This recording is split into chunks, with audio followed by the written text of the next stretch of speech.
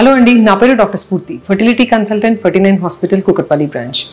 So ఈరోజు మీ అందరి ముందుకి role of 3D ultrasound in infertility అనే టాపిక్ గురించి డిస్కస్ చేయడానికి వచ్చానండి. నార్మల్గా 3D స్కాన్స్ ప్రెగ్నెంట్ విమెన్లో చాలా మంది 3D స్కాన్స్ చేయించుకుంటూ ఉంటారు. బేబీస్ పిక్చర్స్ 3D ఇమేజెస్ ఇస్తారు. So Dil feel very happy. So అట్లా 3D స్కాన్స్ అనేవి ఇన్ఫర్టిలిటీ రిలేటెడ్ ఇష్యూస్లో ఎక్కడెక్కడ యూజ్ చేయగలుగుతాము, దాని యూజెస్ ఏంటి, నార్మల్ 2D స్కాన్తో కంపేర్ చేస్తే 3D స్కాన్కు ఉన్న అడ్వాంటేజెస్ ఏంటి అనేది మాట్లాడదాం. సో నార్మల్గా ఒక 3D స్కాన్ మనకు పేరులోనే తెలిసిపోతుంది. 2D అంటే ఒక 2 డైమెన్షన్స్ మాత్రమే దానిలో మనకు కల్పిస్తాయండి. అంటే ఒక హైట్, ఒక విడ్త్ అనేది మాత్రమే మనకి స్కాన్లో తెలుస్తుంది. 3Dలో ఏంటంటే ఇంకొక అడిషనల్ డైమెన్షన్, అంటే ఆ పిక్చర్ యొక్క డెప్త్ ఎలా ఉంది అనేది కూడా మనకు తెలుస్తుందండి. సో నార్మల్గా ఈ 3D అల్ట్రాసౌండ్ అనేది ఇంకా డీటెయిల్డ్ పిక్చర్ అనేది మనకి ఇవ్వడం జరుగుతుంది. సో మనకి క్లారిటీ అనేది బెటర్గా మెయింటైన్ అవుతుంది. అండ్ యూట్రస్ అంటే మనం ఇక్కడ స్కాన్ చేసినా కూడా ఒక ఫోటోలాగా కాకుండా దాని డెప్త్ కూడా మనకి కనిపించడం వల్ల మనకు ఆ క్లారిటీ అనేది బెటర్గా కనిపిస్తుంది. సో ఇష్యూస్ ఏమైనా ఉన్నాయా, లేదంటే మనకి పిక్చర్స్ ఇంకా క్లారిటీలో కావాలంటే ఈ 3D అనేది యూజ్ చేస్తాం.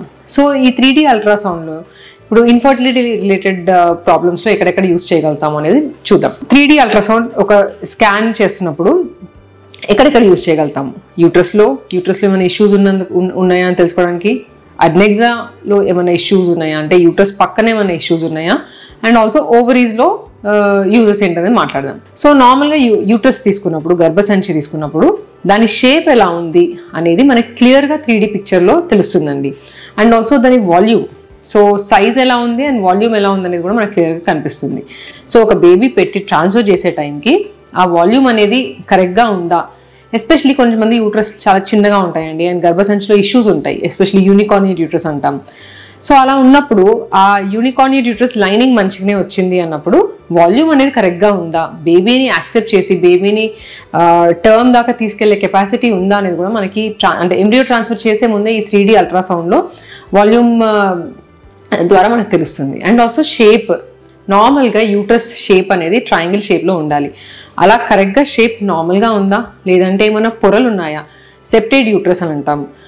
సో అది 3D స్కాన్లో చేసినప్పుడు ఆ షేప్ అనేది మనకి క్లియర్గా ఏదైతే అడ్డుగోడ ఉందో అది మనకి క్లియర్గా కనిపిస్తుంది. నార్మల్ ట్రయాంగిల్ షేప్లో కనిపించకుండా ఆ పైనుంచి ఒక అడ్డు గోడలా కిందికి కనిపిస్తుంది.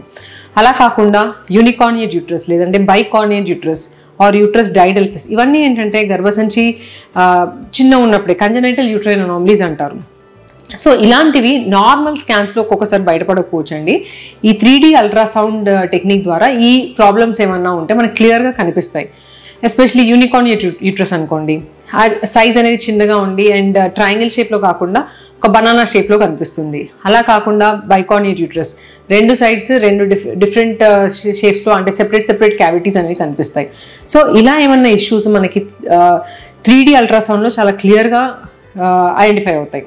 అలాగే యూట్రైన్లో పాలిప్స్ లేదంటే ఫైబ్రాయిడ్స్ అని అంటాము. ఎస్పెషలీ ఆ ఫైబ్రాయిడ్స్ ఏమన్నా క్యావిటీ అంటే గర్భసంచి పొర బేబీ కూర్చునే ప్లేస్ని ఏమన్నా దాన్ని డిస్టార్ట్ చేస్తుందా, లేదంటే ఆక్యుపై చేస్తుందా అనేది మనకి క్లియర్గా ఈ 3D అల్ట్రాసౌండ్లో కనిపిస్తుంది.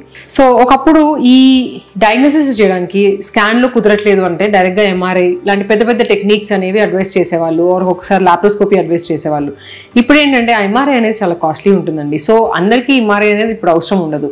మనకి ఈ 3D అల్ట్రాసౌండ్లోనే MRIతో వచ్చేంత ఈక్వల్ రిజల్ట్స్, అంటే తక్కువ కాస్ట్లోనే మనకి ఎక్కువ రిజల్ట్స్ అనేవి, అంటే మనకి ప్రాబ్లమ్స్ ఏమైనా ఉన్నాయనేది బయటకు కనిపిస్తాయి. అది కాకుండా ఇప్పుడు మనము మ్యాపింగ్ అని చేస్తాం, especially fibroid mapping. Surgery plan చేసే ముందు ఎక్కడ స్కార్ ఏ సైట్లో దానికి సర్జరీ ప్లాన్ చేయాలి, అవన్నీ మనకి ఈ 3D అల్ట్రాసౌండ్లో మనం ఆ ఫైబ్రాయిడ్స్ అనేవి కరెక్ట్గా మ్యాప్ చేసుకుంటే MRI అవసరం కూడా పడదండి. అలాగే అడినోమయోసిస్ అనే కండిషన్ ఉంటుంది. సో అది కూడా మనకి MRI అవసరం లేకుండా నార్మల్ స్కాన్స్లోనే దాన్ని డయాగ్నోస్ చేయొచ్చు. ఎస్పెషలీ 3D అల్ట్రాసౌండ్లో ఆ జంక్షనల్ జోన్ అనేది డిస్టార్ట్ అయిపోయి ఉండడము, లేదంటే ఇంకా కొన్ని పాయింట్స్ కనిపిస్తాయి, అవి 3D అల్ట్రాసౌండ్లోనే క్లియర్గా కనిపిస్తాయి. సో యూట్రస్లో ఇవి ఇష్యూస్ మనం ఈజీగా 3D అల్ట్రాసౌండ్లో తెలుసుకోవచ్చు. అలాగే అడ్నెక్సాలో తీసుకుంటే ఒకవేళ ట్యూబ్స్ ఏమన్నా స్వెల్లింగ్ ఉన్నాయనుకోండి, హైడ్రోసాల్పింగ్స్, అది ఒక్కొక్కసారి మనకి 3D అల్ట్రాసౌండ్లో చాలా క్లియర్గా ఆ స్వెల్లింగ్ అనేది క్లియర్గా కనిపిస్తుంది. ఒక్కొక్కసారి లాప్రోస్కోపీ అవసరం కూడా పడకుండా మనకి 3D అల్ట్రాసౌండ్లోనే డయాగ్నోసిస్ కనిపిస్తుంది. అలాగే ఓవరీస్లో చూసినట్టయితే మనకి సోనో ఏవిసి అనే టెక్నిక్ ద్వారా ఎస్పెషలీ స్టిమ్యులేషన్, ఐవీఎఫ్ స్టిమ్యులేషన్ చేసే వాళ్ళకి ఈచ్ ఎగ్ మనం నార్మల్గా ఏంటంటే 2 డయామీటర్స్ తీసుకొని దాని మీన్ డయామీటర్ అనేది తీసుకుంటాం. సో అలా కాకుండా ఈ 3D అల్ట్రాసౌండ్లో మనకి దాని ఫుల్ అన్ని డైమెన్షన్స్ నుంచి కూడా ఆ పిక్చర్ వచ్చి దాని ఎగ్జాక్ట్ డయామీటర్ అనేది తెలుస్తుంది. అండ్ ఏ టైంకి ట్రిగ్గర్ ఇవ్వాలి అనేది కూడా మనకి సోనో ఏవిసి ద్వారా యూజ్ చేయొచ్చు. సో ఇవ్వండి దీని యూజెస్. ఇంకా మీకు ఈ టాపిక్ మీద ఏమైనా డౌట్స్ ఉంటే మీరు మమ్మల్ని సంప్రదించవచ్చు. Thank you.